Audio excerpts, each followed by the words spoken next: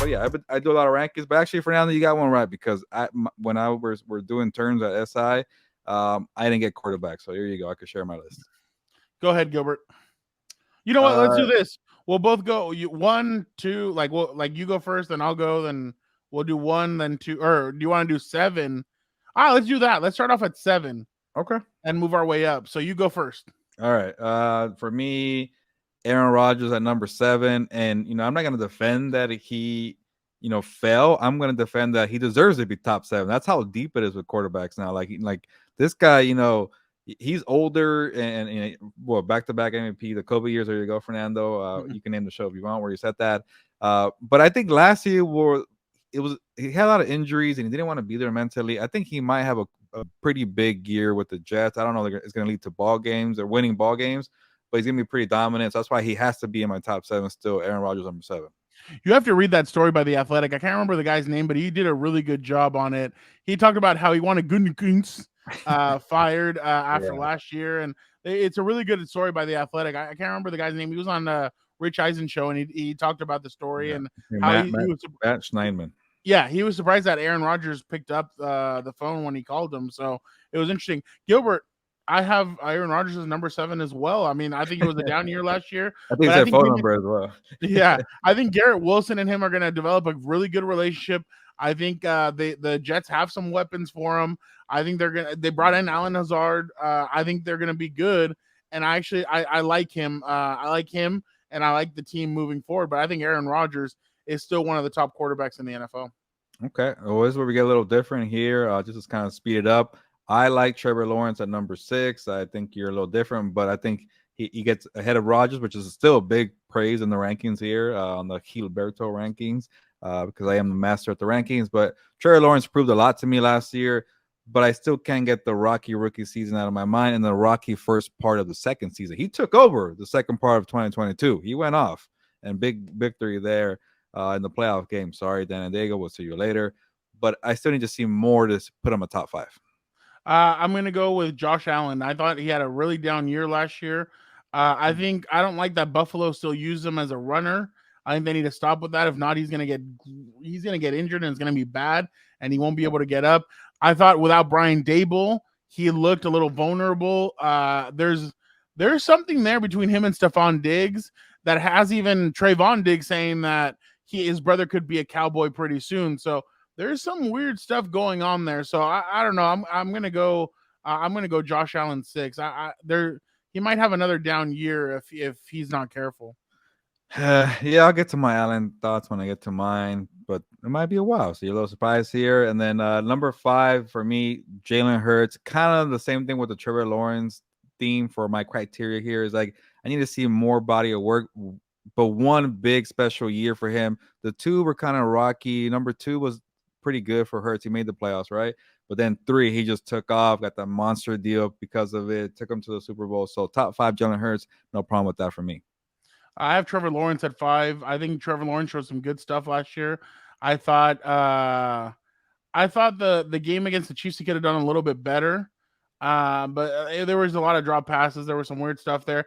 I'm just interested to see if they can redo what they did, because last year they had a shitty schedule, and I'm wondering if now this year that they're going to have a harder schedule, if they're going to be able to do what they did. I don't know. I'm interested to see what's going to happen with him, but as of right now, I have Trevor Lawrence at 5. Yeah, no, that's and good. he gets Calvin Ridley. Oh yeah, that too. So you got him higher than I do, Trevor Lawrence there. But then we're in the same here. Might as well say you give your 2 cents. But Justin Herbert, number 4. It feels about right. Like we really want to put this guy top 3 because he's such a very talented quarterback. With 0 playoff wins, it's kind of hard to do that. And then I still can't get the Jacksonville game out of my mind. But when it comes to talent, the only person that could probably compare is Patrick Mahomes. Like the other guy we'll get to, but when it comes to just talent, simply talent, Herbert, like he's like my Trevor. He's like he's like my Terrence Crawford in boxing. He just passes the eye test, skills all over the world. I hope he doesn't turn out to be a Mike Trout where like home run, stats are there, but like no. His favorite player, by the way, based on who? Justin Herbert's. Oh. Well, I mean, but you know what I mean? Like, yeah. I want to see this kid in the playoffs. I want to see him dominate. I want to see him doing things, and it's gonna be on the Chargers franchise to keep on giving him weapons. I mean they've done a good job with it so far. So you want to see him win. If he would have won that playoff game against Jacksonville, I probably would have had him right behind Mahomes. But right now I have him at 4. You just can't put him. I just can't put him in front of either one of these 3 guys that are coming up. So, but I think Justin Herbert, if this year, if that offense turns it on and Kellen Moore has a big year with this offense, I really do think that Justin Herbert could catapult himself up. I mean, to me, Patrick Mahomes versus Josh Allen isn't the best matchup. To me, it's Patrick Mahomes and Justin Herbert. To me, that I love that matchup. That's probably my number 1 quarterback matchup. Not even the Joe Burrow, Patrick Mahomes. To me, Justin Herbert and Patrick Mahomes is the funnest one to watch, just because I think both guys are incredible, and I think they have something different. But that's just me. Yeah. Okay. I think for this one, you might disagree. You will. And this is me where I'm going more with the body of work here. Yeah, and yeah. yes, it was a so-so, especially got beat down. Josh Allen got beat down by Joe Burrow in that divisional game. That was Did you see one of the players came out? If it wasn't snowing, we would probably have won. I'm like, what? Yeah, no, you got your ass kicked. You were in Buffalo. But yeah, when it comes to like also talent, Josh Allen has it. When this guy just on another level, on all cylinders, just clicking. Josh Allen is really great, and he's had some playoff success. That's why I have to put him over Herbert. He's had some. I know it's a bad playoff game, and then like also too, like he does a lot because he can't freaking run the football. He has to do it himself. So maybe if James Cook ascends, and who else they got, Damian Harris, right? Yeah. Maybe they figure out something. $1 million. Yeah. Maybe they get Dalvin Cook, go pair him with your brother there, and they help out Josh Allen, take some pressure off. That's where the people are trying to don't let Miami go get him. I know, right? A divisional rival. And then that's why I was thinking like maybe they'll get D-Hop. Obviously, they got Leonard Floyd. We don't know about that just yet. But he just does a lot. And I think he really was tired at the end of last season. So I'm going to give him a benefit of the doubt. Josh Allen, number 3. Josh Allen, I mean, and Vic is pointing at his elbow. I know he had that elbow injury. Yeah.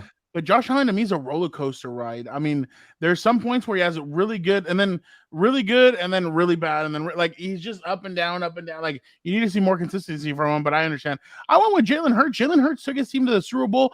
They did not lose because of Jalen Hurts, and everybody's gonna like the fumble. Yeah, the fumble didn't matter. I mean, the defense didn't come to play. The defense didn't do what it needed to do.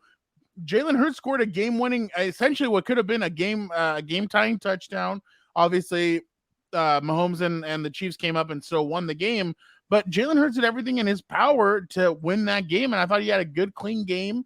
I thought he did everything he needed to do. Jalen Hurts is impressive, but now my question is, without Shane Steichen, what is this offense going to look like? And that's why I have my hesitations. I wanted to put Herbert at 3rd, but with these next guys, they're all have been to the Super Bowl. So I just couldn't put him above him, but I had to put Jalen Hurts there at number 3. Yeah, I'm not mad at it. I feel like for us last year, we went very hesitant going into the season about Jalen Hurts, and he just proved us wrong. Like, yeah, I'm a real dude, and I believe it. And then that Super Bowl just took me to another level of believing, like, yeah, the biggest stage, and you perform like that. Yeah, they had a fumble, but other than that, like, he had them in contention and compete with. He got benched for Tua Tagovailoa. He had to leave to go to Oklahoma. At Oklahoma, there was questions about him. He gets drafted 2nd overall. The Eagles fans are pissed that he got drafted. We have Carson Wentz. Why do we need him? And look, he's the one that took you to the Super Bowl. Yeah, whenever you have that guy, things tend to happen pretty well for you. And but yeah, let me get to number. The Eagles will get DeAndre Hopkins. That's another sneaky team that I could see getting DeAndre Hopkins for some reason. I could see that. Yeah, it could have number 3. You know. Yeah. Devontae Smith, and you have AJ Brown. Yeah, that should be a segment. Sneaky, like if it keeps lingering for another week, like sneaky things that might take. I don't believe the Houston Texans that he wants to go back to Houston. That one for some reason I just can't believe it. Why?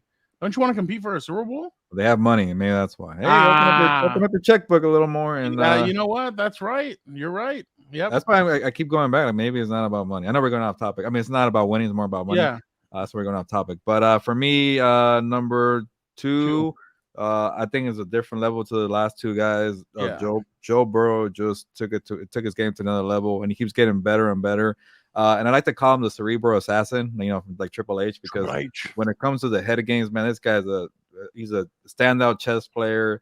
And when he's on point, he's on point. He's deadly accurate, and he's just like he commanded the offense. When you around that guy, man, you feel like a leader, like like everybody gets better, and he's a great leader. He doesn't even really talk that much either. It's kind of strange, but something about that guy just oozes confidence.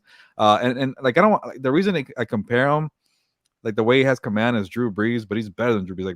Yeah. Am I going too far? Maybe seeing like a Tom Brady kind of thing. Like he's not like He Mahomes has feels the like swagger. Manning, right? Like Like, right or something. yeah, you're saying that he has the swagger and the command of Tom Brady in a sense. That's such a high bar, so I don't want to. I don't know. Yeah. Somewhere that okay. If there's a level between Breeze and Brady, that's Joe Burrow. Okay. There you go, number 2. Do you think Cincinnati's and I have Joe Burrow as my number 2. Do you think Cincinnati management is kind of like, yay, we have Jamar Chase and Burrow. Shit, we have to pay Jamar Yeah. Chase and Burrow. Like they're about to shell out Yeah. top receiver money and top quarterback money. So that's coming up soon. That's why I thought maybe T Higgins would be available, but apparently they're trying to pay him too. So good luck. That's gonna be rough. I have Burrow a second. He went to the Super Bowl. He was one bad play. Man, Jamar Chase got open. He had burned Jalen Ramsey on that play.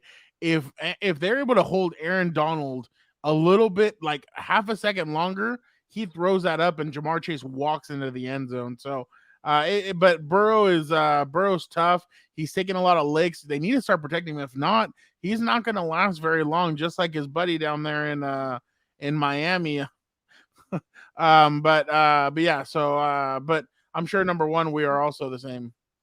Yeah, when you win the Super Bowl and you're still playing at a high level, and I think for Mahomes, like there was a whole narrative, like there's some doubt in him because he kept losing to Burrow and the Bengals. Like, okay, if Burrow wants to be number 1, there's your opportunity, and obviously Mahomes did his job there to kind of put that notion away for at least for now. It's gonna be a good rivalry there for years to come. But when you combine the winning with the skill set, what else can you ask from Patrick Mahomes? And number 1 for sure. Yeah, no. So I mean, he won the Super Bowl. He did what he needed to do.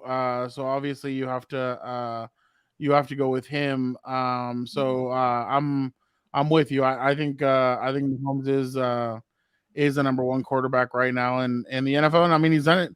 He's proven himself. And now it's going to be interesting though, because now you're going to this new territory. I mean, he's going to be the hunted again. Are they going to have a lull? Juju Smith-Schuster's now gone. What's that receiver room going to look like? They interest me a lot moving forward. By the way, if you hear that noise coming out of the room nearby, Fernando, that's your brother breaking a table that you ranked Patrick Mahomes number 1.